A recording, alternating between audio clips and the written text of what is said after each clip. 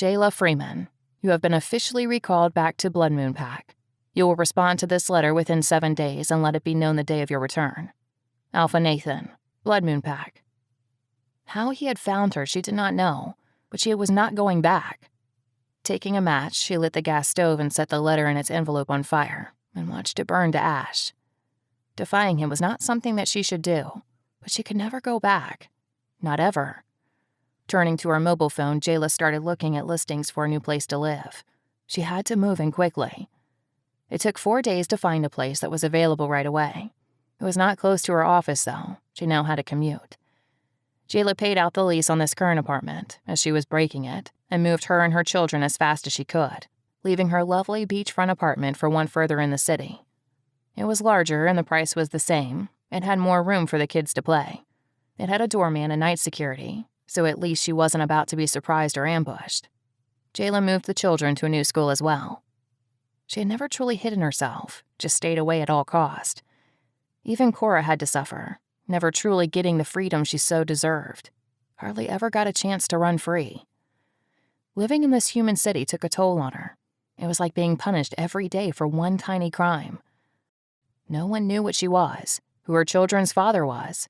Those things were still a secret she would take to her grave. Humans had no idea about Wolfen society, and she was not allowed to let them in on the knowledge either. Wolfen society law.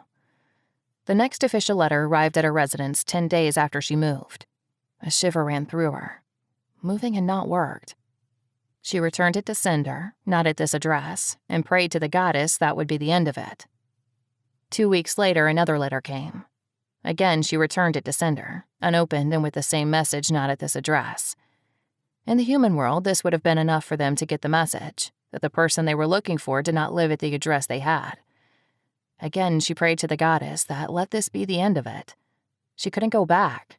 She could never return. He had ordered her as much. Eric Stanton, the CEO of Stanton & Co. law firm, stood in front of her desk, tapping a black envelope in one hand while he waited patiently for her to end the call she was on. He would not rush her. It was one of her clients. The minute she hung up the phone, he stated, "How is it you know the Browning Corporation, and why is it you have not brought them in as a client?" He sounded a little annoyed with her, probably ticked off she had not mentioned her affiliation with the company he was talking about. But all she could feel the minute he mentioned the Browning Corporation was how hard her heart was hammering inside her chest. Her eyes moved to the black envelope in his hand. She could see the white lettering on it. It couldn't be. "No," Cora echoed her thoughts. Those envelopes were reserved for serious offenses against the pack. It's an official notification. Eric had absolutely no idea what he had in his hands. All he knew was that on the back was the official Human World Pack company seal. To him, it was just a multi-million-dollar corporation, one of whom was writing to one of his lawyers by name. "How did you get that?" she asked, trying not to show Eric how nervous she actually was. "The head of the mailroom had to sign for it. He alerted me to the corporation it came from." He shrugged. "Standard policy." Jayla stood up to take it from him, but he stopped her. "Again, how do you know this corporation? Are they trying to headhunt you?" He frowned down at her. "No, they are not." Jayla shook her head. "Please, may I have it?" "Explain yourself first," Eric stated in a flat, no-nonsense tone. "Fine. I grew up within the Browning Corporation.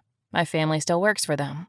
I, however, was tossed out at 20, she said, trying to ignore the ache that suddenly hit her chest. She always missed home. Eric stared at her, his light gray eyes focused solely on her green ones quite intently.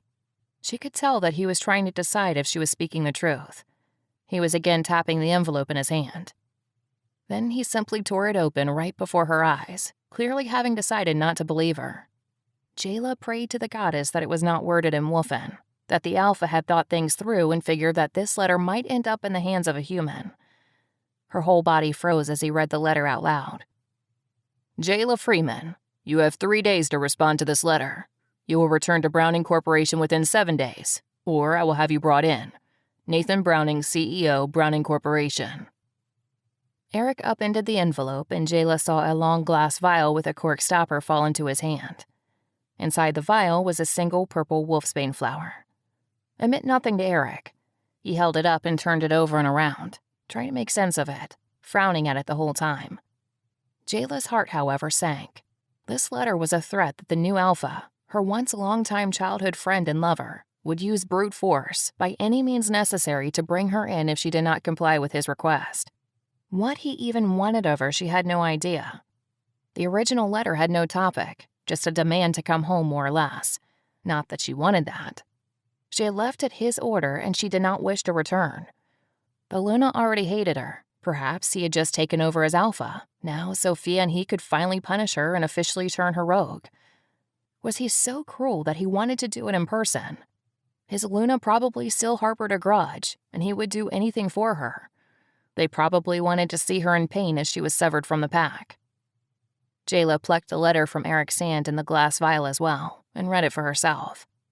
Cora whined at her, also now worried that if they did go back, they could not take the triplets with them. They would have to find someone to watch them, and then hope and pray to the goddess that banishment to a rogue status was all this was about. And once it was done, she could leave and return to her life here in the human world. The other thoughts going through her mind were killing her. What if the Luna wanted to torture her, imprison her, or worse, kill her, leaving her children as orphans in the human world? Fear was creeping inside of her, but she had to push it down.